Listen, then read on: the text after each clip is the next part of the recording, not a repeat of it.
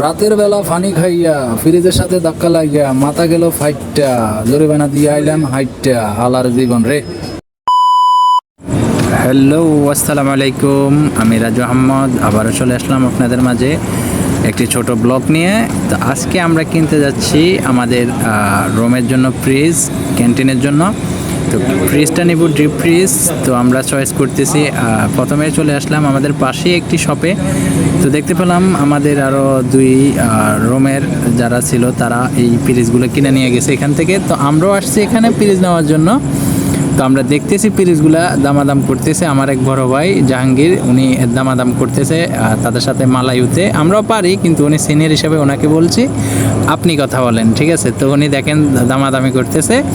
এখানে লেখা আছে 999 টাকা, ঠিক আছে। তো দেখেন ও প্রথমে বলছে আমাদেরকে 999 টাকা। যখন ওরা বুঝতে পারলো আমরা আরেকজনের থেকে শুই না এখানে আসছি, তখন সে কাউন্টারে গিয়ে আমাদেরকে বলে এটার দাম 1400 টাকা। তখনই আমরা বুঝলাম সে আমাদের সাথে বাটপারি করতেছে। আমরা তাড়াতাড়ি করে এখান থেকে কোনোভাবেই বিদায় নেওয়ার চেষ্টা করতেছি। এই পাকে আমি দেখেন ভিডিও করে নিতেছি টিভি ফ্রিজের। আমাকে যাই হোক একটু ভিডিও করে দেখানো যাক, আমাদের যে দর্শকরা আছে আমাদের পেজে সবাইকে দেখানো যাক আমাদের এই এখানে কীরকম ফ্রিজ পাওয়া যায় কিংবা মালয়েশিয়াতে কীরকম দাম, এগুলো দেখায়। তো আমরা আর ওখানে আর হলো না, আমরা বেরিয়ে চলে আসলাম, অন্যদিকে যাওয়ার চেষ্টা করি। এরপর ওইখান থেকে প্রায় 5 কিলোমিটার দূরে আরেকটি শপে চলে আসছি। এটি হচ্ছে বাঙালি, আমাদের প্রিয় ভাই বাঙালিদের শপে। তো দেখেন এখানে সবগুলোই কিন্তু রেডিমেড, ঠিক আছে। স্যাম্পল দেখানোর মতো কোনো ফ্রিজ নাই, আছে যেটা এটা ছোট। আর আমরা কিন্তু এটা নিতে চাইতেছি না, সেজন্য আমরা বলছি আচ্ছা ভাইয়া আমরা এই ফ্রিজটা কত লিটারের ফ্রিজ? সে বললো 100 লিটারের ফ্রিজ।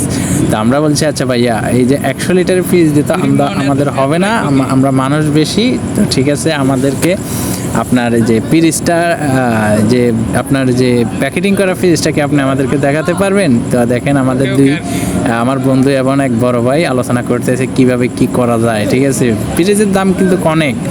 তো দেখতে দেখতে আমরা আরেকটি দোকানে চলে আসি, যেখানে থাকে এক চীনাদের মাথায় কিন্তু ভাই অনেক বুদ্ধি। তারা কিভাবে কাস্টমার ধরবে, ঠিক আছে, তাদের কথায় অনেক মধু, ঠিক আছে। তারা মানে কাস্টমার ধরার অনেক টেকনিক দেখেন। অনেক দোকানে গেছি, তারা যে তাদের কাছে স্যাম্পল নাই, ঠিক আছে, তাদের কাছে স্যাম্পল নাই, কিন্তু তারা আমাদেরকে দেখাইতেছে না। পরবর্তীতে চীনার সাথেই কন্ট্যাক্ট হয়ে গেল, সে আমাদেরকে ফ্রিজটা খুলে একদম সেইভাবে দেখালো। দেখেন এক বুড়ি বসে রয়েছে, ভাই আপনার বিশ্বাসই হবে না যে তার বয়স 100 বছর।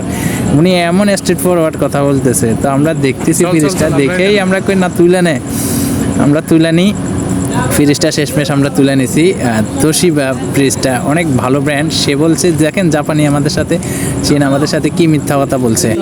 সে আমাদেরকে বলছে এটা জাপানি ফ্রিজ, কিন্তু আমরা পরবর্তীতে আমার বন্ধুকে কিরে এটা মেড ইন চীনা। পরবর্তীতে কি হয়েছে, সে পরবর্তীতে আমরা ডাইরেক্ট নিয়ে চলে আসি আমাদের ক্যান্টিন রুমে, যেখানে প্রায় 100 মানুষ আমরা রান্না করে খাই।